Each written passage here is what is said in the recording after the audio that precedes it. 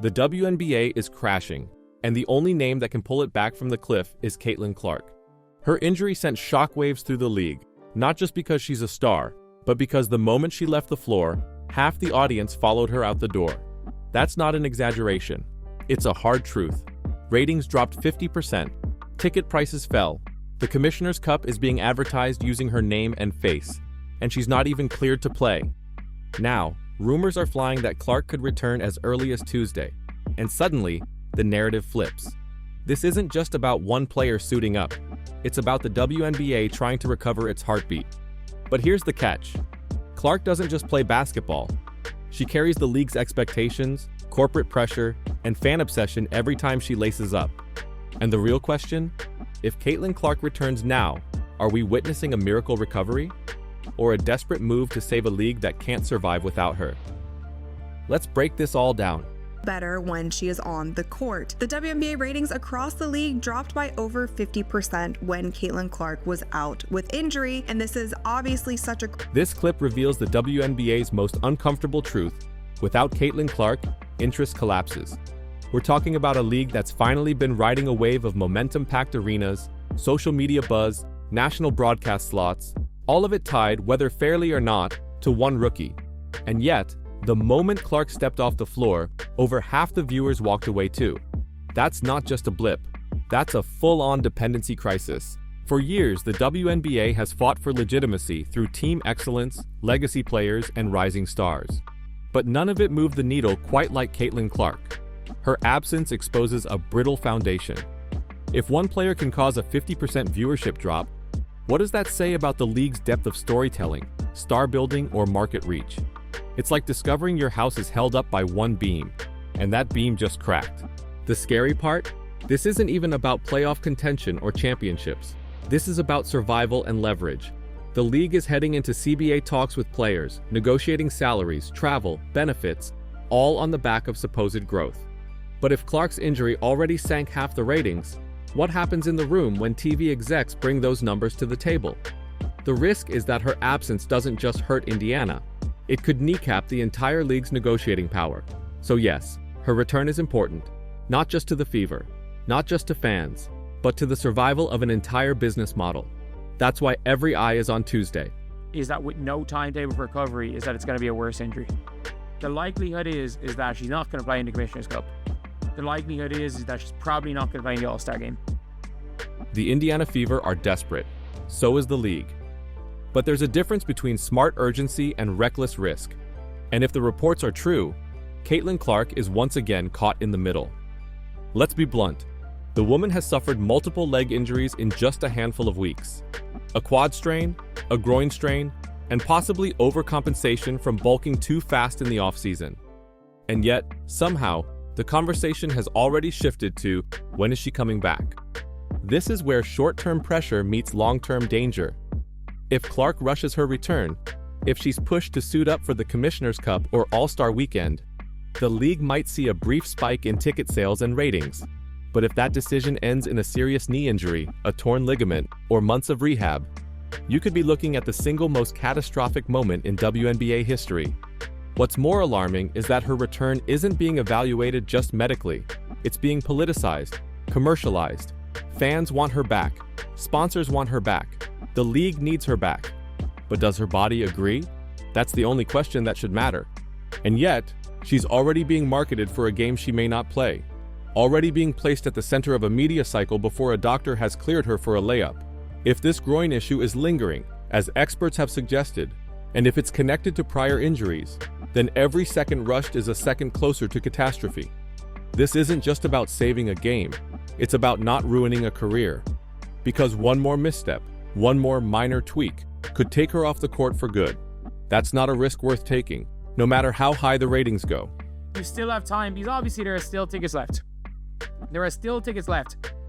And normally there are very few, if any, tickets left for any of the Caitlin Clark games. Here's the real-time impact of Clark's injury in dollars and seats. For the first time all season, her scheduled games aren't sold out. That's not just a subtle shift. That's a clear signal that fans are no longer buying into games unless she's confirmed to play. We're talking about someone whose presence alone inflated ticket prices, crashed team websites, and caused scalper frenzies. Now, entire lower bowls are open, prices dropping, hype cooling. The WNBA tried to keep the promotional engine running. They're still using her image to sell the Commissioner's Cup. But fans aren't stupid. They're not dropping $200 on nosebleeds if the star isn't suiting up. This exposes a painful paradox for the league. Their marketing is overly reliant on a player whose health is now unreliable. That's unsustainable. Let's talk about the optics too. Using Clark in ads for a game she may not play feels deceptive. It feels panicked. And when fans show up and she's in street clothes, that turns disappointment into resentment. The league has a once-in-a-generation opportunity to build trust and fandom. But mismanaging Clark's recovery or misrepresenting her availability will erode that trust faster than any bad stat line. Even sidelined, she dominates attention. That's how strong her gravitational pull is. But it also proves the WNBA hasn't built enough around her. There's no next woman up excitement when she's out. There's no plan B, and if she gets hurt again, and the fans keep checking out, the league might not recover. That's not hype. That's reality, which makes her return, even if it's just sitting on the bench smiling, a game changer. Because without her, it's silence. And not only that, they're promoting the game with 2 injured players. Like, they are promoting the game with 2 players that have a 50-50 chance of playing because... This is where things start to feel exploitative. The WNBA is marketing the Commissioner's Cup using the names and faces of Caitlin Clark and Nafisa Collier, both injured, both uncertain to play. That's not just misleading, that's desperation disguised as hype, and the fans are noticing. When ticket buyers realize the stars in the poster might not even touch the court, the backlash isn't just emotional, it's financial. Imagine paying top dollar to see a headliner who doesn't perform. You'd want a refund, and you'd probably never trust that promoter again. That's where the WNBA is headed if they don't fix this strategy. The trust between league and fan base is already thin, and using injured players to sell tickets stretches that trust to its breaking point. More importantly, it speaks volumes about the league's priorities. Are we seriously asking Clark, fresh off 2 lower body injuries, to be a promotional pawn for a game that might not matter in the standings? If that's the level of pressure behind the scenes, it's not just a marketing misfire, it's a moral failure. The league has an opportunity to protect its rising star and, by extension, its future. But instead, it's risking long-term damage for a few extra bodies in the seats. It doesn't matter how big the game is. If the WNBA builds a culture where players are pushed to perform injured, it won't be sustainable. Not for Clark, and not for the women watching who want to follow in her footsteps. That Caitlin Clark is not feeling like Caitlin Clark. She has only made 1 3-pointer in her last 3 games, and even just last game, she only had 6 points. But it wasn't only her performance on the court that was worrying fans, it was also just her demeanor. This clip is haunting in hindsight, because it wasn't just a sudden injury. The signs were there. Her shot was off, her energy low, her swagger non-existent. Fans noticed she wasn't her usual fiery self. Her leg was taped. She was quiet, distant, and visibly uncomfortable. But no one hit the brakes. Instead, the Fever trotted her out game after game, hoping no one would look too closely. And now, she's out again. Maybe because of that decision. This isn't just about a groin strain. It's about the larger failure to read the warning signs and take them seriously. If fans could see that something was wrong with Clark, how did the team's medical staff miss it? Or did they just ignore it? Either way, it paints a picture of an organization willing to risk long-term injury for short-term optics. That's not player development. That's negligence. Clark's game thrives on energy, emotion, and rhythm. When all 3 vanish, it's a red flag. But instead of giving her rest, they put her back on the floor, likely forcing her body to overcompensate. That's how groin injuries happen, especially after already dealing with quad strains. Her fans deserve better. The league deserves better. But most importantly, Clark deserves better. If she was clearly hurting, physically and mentally, she should have been protected, not pushed. If the Fever want her to lead this franchise for the next decade, they better start thinking like it. Because if they keep ignoring the signs, they won't just lose games. They'll lose the only thing keeping their arena full. Like, that is the concern, is that, like, she's getting hacked and she's not even complaining to refs anymore. And people are like, oh, there's not many shots to celebrate. Like, she made 3 touchdown passes for layups. She generated 3 layups. Like, how many layups does she generate a game for players? Like, regardless of her assist numbers, there is nobody in the WNBA that generates layups like Caitlin Clark. Caitlin Clark isn't just known for her scoring. She's known for her fire, the trash talk, the fist pumps, the unapologetic confidence that makes her box office. But lately, that version of Clark has disappeared. She's not arguing with refs, she's not hyping the bench, she's not celebrating plays, she's just quiet. That's the scariest part of all this, because physical injuries heal. But when a player's personality starts fading, that's when you know something's deeply wrong. Clark's demeanor is the engine behind her play. When she's aggressive, she controls tempo, electrifies teammates, and terrifies defenders. But a subdued Caitlin Clark? That's not just a slump, that's a shutdown. And it points to something that numbers can't always capture: mental fatigue. Between the media spotlight, the physical beatdowns every game, and now 2 different leg injuries, it's no wonder she's checked out emotionally. And if that's the case, the league should be hitting the panic button, not for ratings, but for her well-being. There's a difference between losing your rhythm and losing your joy. And right now, Caitlin doesn't look like she's enjoying basketball. That's devastating. Because when Clark plays like she loves the game, she's unstoppable. But when she looks like she's dragging herself through it, everything suffers. The team, the fans, the league. If Clark's return is imminent, the Fever better not just check her groin. They better check her spirit. Because without her fire, the numbers won't matter. The game loses its spark. It's just a bad situation. It's just a bad situation with Fever, but that doesn't mean that even though she's not the biggest reason that Stephanie White is not looking like a fraud right now, because she's responsible for what's happening on the court, and what is happening on the court is horrendous. The Caitlin Clark injury saga hasn't just revealed physical wear and tear, it's also exposed a coaching disaster in Indiana. Stephanie White is supposed to be guiding the most hyped rookie class in WNBA history, and instead, she's mismanaging lineups, overplaying starters in blowouts, and tossing Clark into late-game situations that make zero sense. Case in point, why was Clark even on the floor in the final seconds of that Seattle game when the Fever were up 8? Now she's injured. Again. This isn't just bad luck, it's a systemic failure. Fans and analysts alike are calling it out. The same mistakes are being repeated game after game. Blown fourth-quarter leads, questionable rotations, zero in-game adjustments. Clark's injury was the tipping point, but the real story is the disarray behind the scenes. You can't build a dynasty around a generational talent like Clark if you don't have the infrastructure to protect her. A star like this should be nurtured, not thrown into chaos. Instead, she's navigating through a team that doesn't seem to know how to win, or how to keep her upright. That's not just on the trainers, it's on the leadership. And let's be honest, if Clark wasn't such a media phenomenon, heads would have already rolled. But now that the spotlight is back, that leash is tightening. If the Fever want to keep their franchise star and avoid future catastrophe, it's time to make big changes at the top.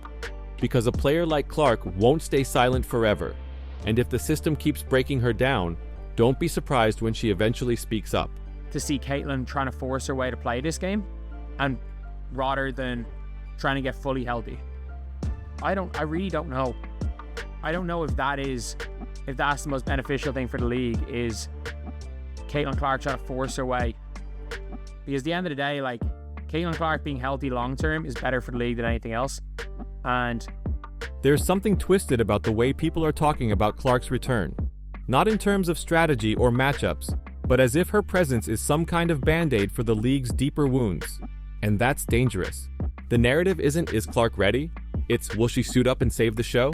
That mindset is toxic. Because what happens if she comes back too early, tries to be the hero, and re-injures herself in front of a sold-out crowd? What happens if that groin strain turns into a torn muscle? Or worse? The scary part is, even Clark might feel that pressure. She's built different, hyper-competitive, image-aware, and fully aware of how much weight is being placed on her shoulders. The league's resurgence? Her. The cup ratings? Her. The entire W's marketing push? Her. That's a load no rookie should carry. And yet here she is, staring down the possibility of returning in a nationally promoted game before she might be physically ready. Her return could be historic, a jolt of electricity when the league needs it most. but it could also be a breaking point. Not just for her health, but for how we treat women athletes who carry a league's identity. Is she being protected or pushed? Because those two things look very different on a medical chart. This is the tightrope Clark is walking. And if the WNBA isn't careful, her comeback might be remembered not as a triumphant return, but as the moment the league's desperation caught up with its future. Like, we know it's going to take one game for her to break this slump because it's Caitlin effing Clark. Like, she is, at her best, the best guard in the league by a mile. Like, there's no other guard on her stratosphere. Like, when Caitlin is... Let's be very clear. The second Caitlin Clark is healthy, the WNBA changes overnight. Again, it doesn't matter how many threes she missed before the injury. It doesn't matter what her plus-minus says. Clark's return will be treated like an NBA All-Star re-entering the lineup after a high-profile absence. The crowd, back. The cameras, focused. The energy, electric. Because whether you love her or can't stand the hype, Clark makes games feel like events. And that's what the W is desperate for right now. Moments. She provides them. Her passes, her pull-ups, even her post-game quotes. They generate headlines. Without her, the product feels flat. With her, you get a show, but it goes deeper than that. Clark doesn't just elevate the fever. She changes how other teams play. She forces double teams. She stretches the floor. She makes role players look like all-stars just by drawing gravity. Even if her shot isn't falling, her presence creates chaos, and that's good for the game. And let's be honest, the haters will tune in just to see her fall. The fans will show up to watch her rise. Either way, the numbers spike. So yes, one game could flip the narrative. One hot night could silence the doubters and reignite the MVP chatter. But more importantly, it'll put the league back on center stage, where it was trending before the injury. The moment she's back, the countdown resets. A comeback isn't just a storyline, it's a resurrection. Caitlin Clark's looming return feels less like a rehab timeline and more like a resurrection countdown. And that's the problem. She's not being brought back just to help the fever. She's being brought back to help the WNBA, to stop the bleeding, to sell the tickets, to lift the numbers, and maybe, just maybe, to distract from everything else that's going wrong. But let's not pretend this is normal. No rookie should carry this weight. No player, not even a generational one, should be the league's only lifeline. And yet, that's exactly what Clark has become. Her absence didn't just hurt Indiana. It crippled momentum league-wide. The headlines dried up. The hype cooled. The arena seats emptied. It's not fair, but it's real. And now that she might be coming back, suddenly, everything hinges on one word: timing. If she returns too early and re-injures herself, that's a disaster the league might not recover from. If she returns on fire and starts dropping 30 again, suddenly, everyone forgets this dark chapter ever happened. But what if she comes back, and she's just average, not hurt, not dominant, just okay? That might be the most dangerous outcome of all, because the myth that's been built around her needs oxygen, needs highlights, needs moments. If she looks mortal, the illusion breaks, and with it, possibly the fragile gains the league has made. So here we are. Caitlin Clark isn't just a player. She's a brand, a ratings machine, a cultural flashpoint. But she's also human. And the league needs to decide, is she their athlete or their shield? Because if she's being rushed back just to plug a marketing hole, it won't be long before that hole becomes a crater. And if she gets hurt again, you don't get to say, we didn't see it coming. So now we turn to you. Should Caitlin Clark return Tuesday if she's not 100%? Should the WNBA have protected her better from the start? And if the league can't survive 3 weeks without one rookie, is it already too late? Let us know in the comments. Because this isn't just about sports anymore. It's about power. And who pays the price when the league bets everything on one name? Caitlin freaking Clark.